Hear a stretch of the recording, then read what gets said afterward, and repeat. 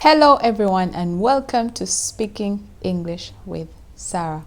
Today we are going to be learning about 6 different English expressions that we can use on a daily basis, and these expressions will definitely make us sound like native English speakers.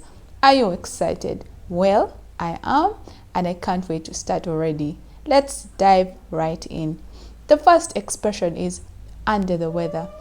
Under the weather is used to express a feeling of being unwell or not good or just in low spirits. So if your friend looks a bit sick, you can use the expression under the weather. Let's give an example. Sarah, you look under the weather. You look under the weather. You're actually saying, Sarah, you sort of look like you're not in a good mood. Look like something is not going well for you. Are you going through a specific problem? Did something happen to you this morning?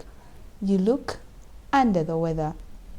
You can also say, Sarah, you have been under the weather lately. Would you like to go and see a doctor?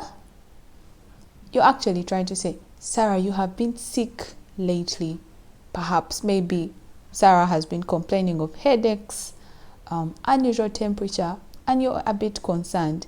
So you're avoiding the word sick, but instead using the expression under the weather. So under the weather can be used in 2 ways.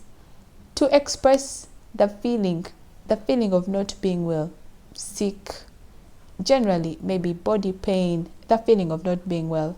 And on the other hand, it can be used to express a bad mood, or a bad mood, just a bad mood, a mood that is not cheerful, a mood that is not exciting, a mood that is, everything is just not working out. The next expression, actually this is a word, swamped. Some of you must be thinking swamp, like the swamp, but it's not a swamp. It's not the past tense of a swamp. Now, swamped is used to mean overwhelmed. You're extremely overwhelmed. You have a lot going on. You've met a friend and you have probably been calling her for the past 2 weeks and she's not responding to your calls, and you're trying to ask her, hey, what's going on? And her response is, I'm really sorry, I haven't been in contact with you. I have been swamped lately. I am swamped lately. I'm swamped lately. She is trying to say, I have a lot going on. I've been very busy. So if you don't want to tell a friend or say, I'm very busy, you can say, I'm swamped. Would you like to go out with me tonight? Unfortunately, I will not be able to make it because I'm swamped. Because I'm swamped. That means because I am very busy. The next expression is very interesting. That is head over heels. Head over heels in this context means madly in love. She has been head over heels with you ever since she set her eyes on you.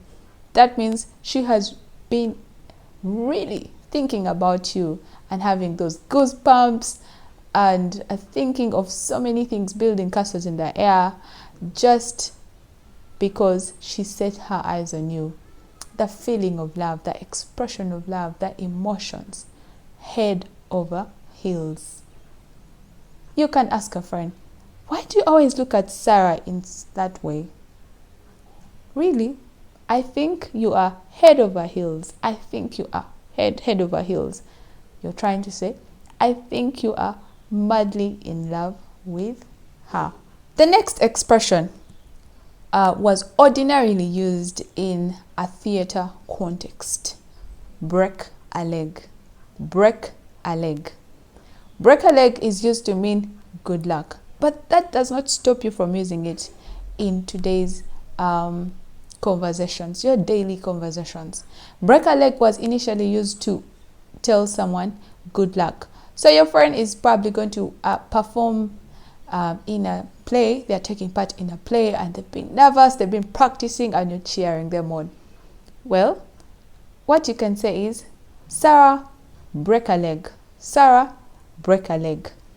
Now, in this context, when your friend is going for an interview and you know it's a big deal, or your son is going, he's playing on the school team and it's a big soccer match, well, you can say, go break a leg, my son.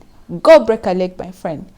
Go break a leg. You're saying, yes, good luck. I'm wishing you the best. Our second last expression is sit on the fence. Sit on the fence. Now, that doesn't mean actually sitting on the fence. No way. Sitting on the fence means being indecisive, being hesitant, not being able to make a decision. For example, you are at a fancy restaurant. You've been looking forward to this, and you know the food they bake is really tasty, delicious, mouth-watering. And the menu is right in front of you, and the waitress is saying, Madam, what would you like? You look through and you're thinking, I want this, I want that. You're sitting on the fence. You're failing to make a decision. So your friend says, why do you always sit on the fence each time we come to this restaurant?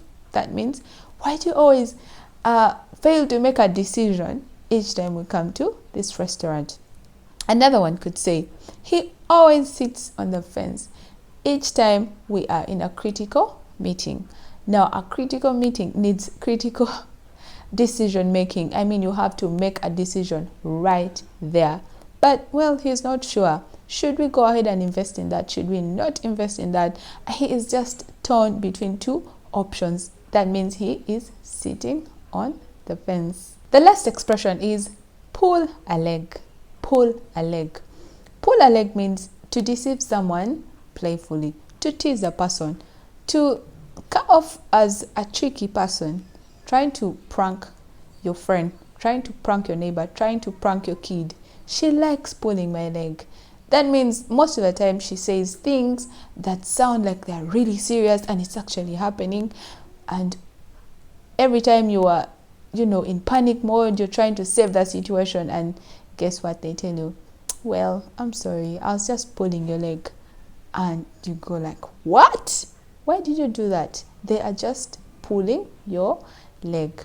You can say, Peter constantly pulls Sarah's leg. Peter constantly pulls Sarah's leg. That means Peter always does things just to deceive Sarah in a playful way. Another sentence could be, the last time we were going to do an exam, the teacher pulled our leg. The teacher pulled our leg. That means the teacher must have said something that must have put the whole class on tension. Maybe the class was expecting the paper to take place the next day, and the teacher said, guess what? Today we are not going to study. We're just going to close our books and have the exam right away. And everyone goes in panic mode. And later on, the teacher says, nah, I was just joking. He was pulling your leg. Well, that's what I had for you today. I can't wait to see you in the next video. Have a good day.